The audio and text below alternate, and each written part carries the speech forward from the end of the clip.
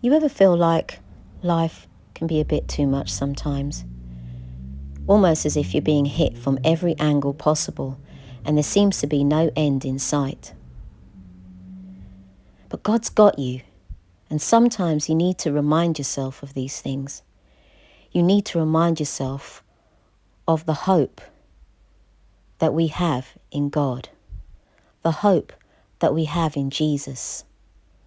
We need to remind ourselves of God's promises. Philippians 4:6-7 tells us to be anxious for nothing. Pray always. Don't worry. Put it in God's hands and let your requests be made known to God. How can I do this, you may ask yourself? By reading God's word, by reading the promises he has for us, by standing on his word and declaring it over your life. Reminding yourself that everything is going to be okay eventually if you just trust God and hold on. Let God's promises shine on your problems.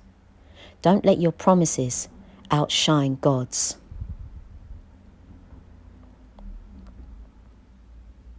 The Lord promises that he will go before us every time, that he will never forsake us nor leave us dismayed.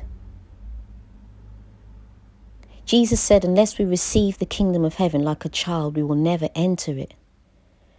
Do you trust in God like a child trusts in their parent? This is my son, determined to get to the end of this pole. And though it's hard and though he's struggling, he's holding on. This is my other son, holding on. He trusts in my word when I tell him that he will make it to the end. Do you trust God when he tells you that he will see you through?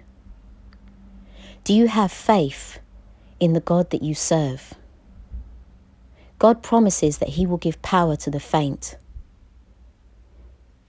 He promises that those that wait upon him shall renew their strength, and they shall be stronger than ever. They will walk and they will not faint. He promises that when you pass through the deepest waters, they will not drown you. He will be there for you. Spend more time with the Lord. Because when you spend more time reading his promises, he promises to heal you, to restore you, mentally, physically, and emotionally. Hold on to those promises of God. He will be with you. He will protect you, provide for you, give you peace. He will answer you, and he will always love you. David wrote in Psalms 23:6 that surely goodness and mercy would follow him all the days of his life. He knew what it was to be faithful.